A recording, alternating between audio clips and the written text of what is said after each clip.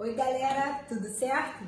Voltamos então para mais uma aula de Geografia da População e essa aula ela está dividida em duas partes, nas quais trataremos estruturas etárias e suas respectivas pirâmides. Primeira coisa que a gente se pergunta é o que é uma estrutura etária? Etária vem de idade, né, gente? Então, nós vamos analisar o perfil de uma população por meio da variação da sua idade. Se é uma população que possui um contingente mais idoso, mais jovem, uma população madura, como isso pode refletir na população economicamente ativa e na geração de riqueza de um determinado país, e inclusive no próprio planejamento governamental. Porque as demandas de uma população jovem são diferentes das demandas de uma população idosa, certo? E se a gente está falando de estrutura etária, a primeira coisa que a gente precisa entender é o que é e para que serve uma pirâmide etária. Prazer, essa é uma pirâmide etária. Eu peguei um exemplo genérico, tá? Não peguei um exemplo de país específico nenhum, mas nós vamos analisar algumas situações daqui a pouco. O que vocês precisam entender a partir dessa pirâmide? Primeira coisa, ela é um gráfico que vai estabelecer relação entre três variáveis: idade, tamanho da população e sexo, feminino e masculino.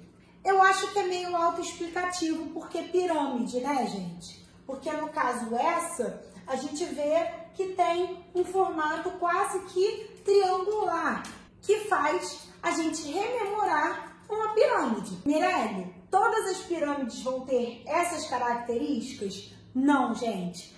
A gente percebe que existem diversos tipos de pirâmide e que, inclusive, dependendo da constituição da população, esse gráfico ele perde até essa estrutura piramidal que está aparentando aqui, tá certo?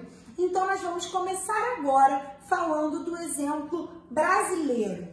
Eu trouxe aqui para vocês três pirâmides etárias brasileiras.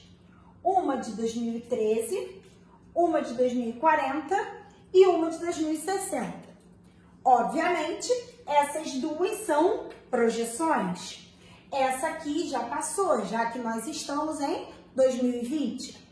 Então, se a gente levar em consideração a constituição da população brasileira em 2013, a gente vai identificar que a base da nossa pirâmide é bem mais estreita do que aquele exemplo que eu dei para vocês anteriormente. Então, isso significa que a nossa taxa de natalidade ela já diminuiu bastante e isso vai ter a ver também com a taxa de fecundidade, o número médio de filhos por mulher. E quais são as causas disso, gente? Inserção da mulher no mercado de trabalho, difusão de métodos contraceptivos, urbanização, que faz com que a vida fique mais cara, dispersão de interesses. Todos esses elementos fazem com que a natalidade ela tenda a diminuir. A gente percebe que a tendência é uma redução no número de jovens, certo?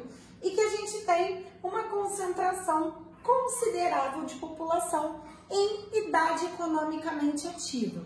Por que isso é importante de ser destacado, gente? Porque, se vocês lembrarem da aula passada, eu falei que esse pessoal é quem vai fornecer a força de trabalho para que a economia se movimente. Se você tem mais gente fora da idade economicamente ativa do que dentro, isso significa que tem menos gente trabalhando para contribuir para o crescimento da economia do país. Você tem menos força de mão de obra. Mas esse não é o caso brasileiro.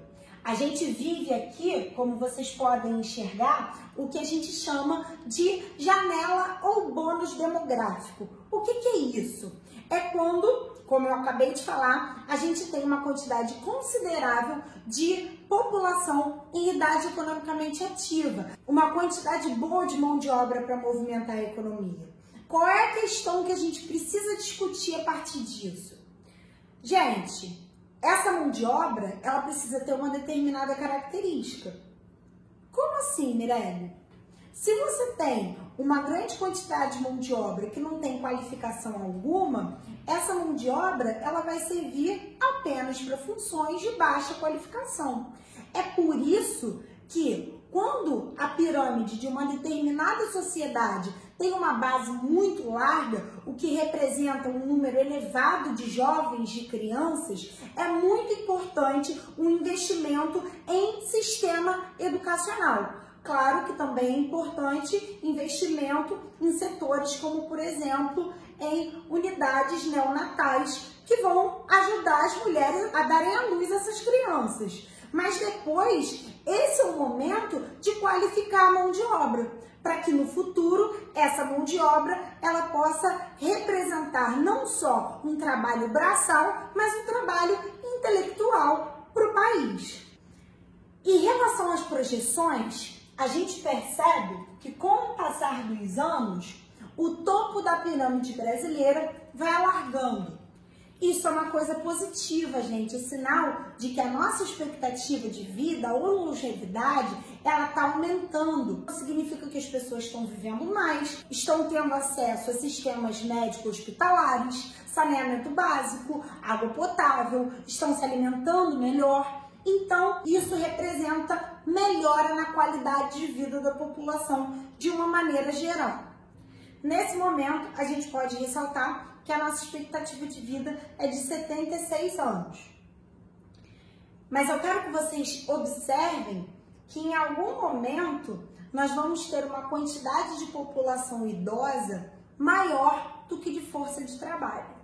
E o que isso representa para a economia do país? A sobrecarga do Estado. Miralhe, o Brasil é o único país que tem essa projeção?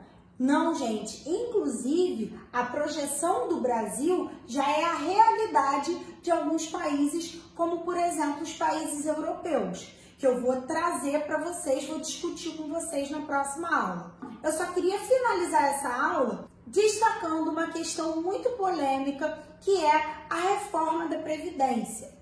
De uma maneira geral, essa reforma, ela serviria para quê? Pessoal, considerando que a população está vivendo mais, que a expectativa de vida está maior, então isso significa também que essa população ela tem força por mais tempo. Por esse motivo, a ideia é aumentar o tempo de contribuição, inclusive para reduzir a sobrecarga de pagamento de aposentadorias por parte do Estado.